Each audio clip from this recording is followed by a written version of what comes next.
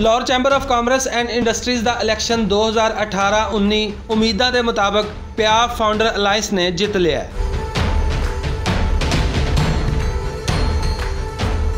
ਤਾਜਰਾਂ ਵੱਲੋਂ ਮੁਸਲਸਲ ਕਈ ਵਰਿਆਂ ਤੋਂ ਪਿਆਫ ਫਾਊਂਡਰ ਅਲਾਇੰਸ ਦੀ ਕਿਆਦਤ ਉੱਤੇ ਇਤਮਾਦ ਦੀ ਵਜ੍ਹਾ ਤਾਜਰਾਂ ਦੇ ਮਸਾਇਲ ਦੀ ਸੁਣਵਾਈ ਹੈ। ਸਾਡੇ ਮੁਲਕ ਦੀ ਆਵਾਮ ਮੰਗਦੀ ਹੈ ਕੰਮ। ਜਿਸ ਵਕਤ ਕੋਈ ਬੰਦਾ ਕੰਮ ਕਰੇਗਾ ਤੇ ਆਵਾਮ ਉਹਨੂੰ ਵੋਟ ਵੀ ਦੇਵੇਗੀ।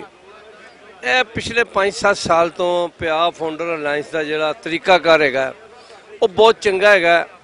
ਉਹ ਗ੍ਰਾਸ ਰੂਟ ਲੈਵਲ ਤੱਕ ਤਾਜਰਾਂ ਕੋਲ ਪਹੁੰਚਦੇ ਨੇ, ਉਹਨਾਂ ਦੇ ਮਸਾਇਲ ਸੁਣਦੇ ਨੇ, ਉਹਨਾਂ ਦੇ ਮਸਾਇਲ ਹੱਲ ਵੀ ਕਰਦੇ ਨੇ। ਪਿਆਫ ਫਾਊਂਡਰ ਅਲਾਇੰਸ ਨੇ ਗੁਜ਼ਸ਼ਤਾ ਕਈ ਵਰਿਆਂ ਤੋਂ ਕਾਮਯਾਬੀਆਂ ਹਾਸਲ ਕਰਕੇ ਤਾਜਰਾਂ ਦੇ ਕਈ ਮਸਾਇਲ ਹੱਲ ਕੀਤੇ ਨੇ। ਇਹੀ ਵਜ੍ਹਾ ਹੈ ਕਿ ਤਾਜਰਾਂ ਨੇ ਇਲੈਕਸ਼ਨ 2018-19 ਵਿੱਚ ਵੀ ਪਿਆਫ ਦੀ ਕਿਆਦਤ ਤੇ ਇਤਮਾਦ ਦਾ ਭਰਪੂਰ ਇਜ਼ਹਾਰ ਕੀਤਾ ਹੈ। ਇਹ ਤਾਜਰਾਂ ਦੇ तमाम ਮਾਮਲਾਤ ਨੂੰ बड़े अरसा दराज दे तो जो अलायंस है मिल के हल कर रहे हैं और ताजर बड़ा इतमाद करते हैं। ਪਿਆਫ ਫਾਊਂਡਰ ਅਲਾਇੰਸ ਦੀ ਕਾਮਯਾਬੀ ਤੋਂ ਬਾਅਦ ਤਾਜਰ ਬਰਾਦਰੀ ਨੂੰ ਉਮੀਦ ਹੈ ਕਿ ਤਾਜਰਾਂ ਦੇ ਜਿਹੜੇ ਮਸਾਇਲ ਅਜੇ ਵੀ ਹੱਲ ਤਲਬ ਨੇ ਉਹਨਾਂ ਵੱਲ ਵੀ ਧਿਆਨ ਦਿੱਤਾ ਜਾਏਗਾ। ਜਿਹੜੇ ਸਾਡਾ ਬਿਜ਼ਨਸਮੈਨ ਹੈਗਾ ਉਹ ਵਿਚਾਰਾ ਬੜਾ ਪਿਸਕਿਆ ਹੋਇਆ और ਉਹਦੇ ਵਾਸਤੇ ਬਹੁਤ ਸਾਰੇ ਕੰਮ ਕਰਨ ਦੀ ਲੋੜ ਹੈ। ਟੈਕਸਾਂ ਦੇ ਵਿੱਚ ਵੇਖੋ ਕਿੰਨੀ ਜ਼ਿਆਦਤੀ ਹੋ ਰਹੀ ਹੈ। ਕਿਸੇ ਵੀ ਮੁਲਕ ਦੀ ਤਾਜਰ ਬਰਾਦਰੀ ਉਸ ਮੁਲਕ ਦੀ ਮਈਸ਼ਤ ਵਾਸਤੇ ਰੀੜ ਦੀ ਹੱਡੀ ਦੀ ਹੈਸੀਅਤ ਰੱਖਦੀ ਹੈ। Lahore chamber of commerce and industries ਦੇ ਤਾਜਰਾਂ ਨੇ ਜਿਸ ਤਰ੍ਹਾਂ ਜਮਹੂਰੀ ਤਰੀਕੇ ਨਾਲ ਆਪਣੀ ਕਿਆਦਤ ਦਾ ਇੰਤਖਾਬ ਕੀਤਾ ਹੈ ਉਹਦੇ ਲਈ ਪੂਰੀ ਤਾਜਰ ਬਰਾਦਰੀ ਮੁਬਾਰਕਬਾਦ ਦੀ ਮੁਸਤਹਿਕ ਹੈ। ਲਿਹਾਜ਼ਾ ਉਮੀਦ ਕੀਤੀ ਜਾ ਸਕਦੀ ਹੈ